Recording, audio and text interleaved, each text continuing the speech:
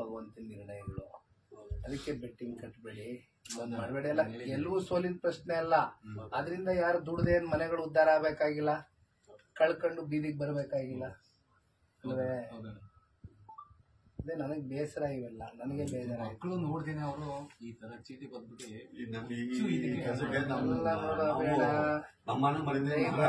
ನಾನು ಮತ್ತೆ ಫ್ರೀಯಾಗಿ ಬರ್ತೀನಿ, ನೀನೇ ಬರುವಂತೆ ಭೇಟಿ ಮಾಡ್ತೀನಿ. ದಯವಿಟ್ಟು ಈ ತರ ಯಾವತ್ತೂ ಆಲೋಚನೆ ಮಾಡಿ. ಮಕ್ಕಳು ಪಾಪು, ನಮಗೂ ಮನೆ 3 ವರ್ಷದ ಮಗನೇ ಇರೋನು. ಮಕ್ಕಳು ಚಿಕ್ಕವರವ್ರೆ, ಮಕ್ಳಿಗೂ ಭವಿಷ್ಯ ರೂಪಿಸ್ಕೊಡುವ. ನಿಮ್ಗೂ ಬೇರೆ ಎಲ್ಲ ಕೆಲಸ ಮಾಡಿಸ್ಕೊಡ್ತೀನಿ. ತಲೆ ನಾನು ನೆನ್ನೆನು ಬೆಳಗ್ಗೆನು ಅಣ್ಣನ ಹತ್ರ ಮಾತಾಡಿದೀನಿ. ಉದ್ಯೋಗ ಮಾಡ್ಬೇಕು ಅಂತ ನಾನೇನು ಅನ್ಕೊಂಡಿದೀನಿ. ನಾನು MLA ಇಲ್ಲದೆ ಇರ್ಬೋದು, ಇದು ಸವಾಲು. ಮಾಡೇ ಮಾಡ್ತೀನಿ.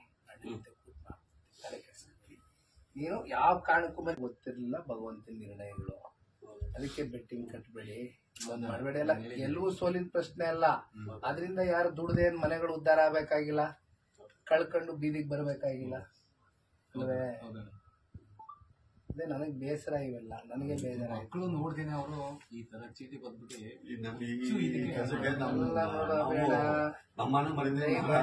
ನಾನು ಮತ್ತೆ ಫ್ರೀಯಾಗಿ ಬರ್ತೀನಿ, ನೀನೇ ಬರುವಂತೆ ಭೇಟಿ ಮಾಡ್ತೀನಿ. ದಯವಿಟ್ಟು ಈ ತರ ಯಾವತ್ತೂ ಆಲೋಚನೆ ಮಾಡಿ. ಮಕ್ಕಳು ಪಾಪು, ನಮಗೂ ಮನೆ 3 ವರ್ಷದ ಮಗನೇ ಇರೋನು.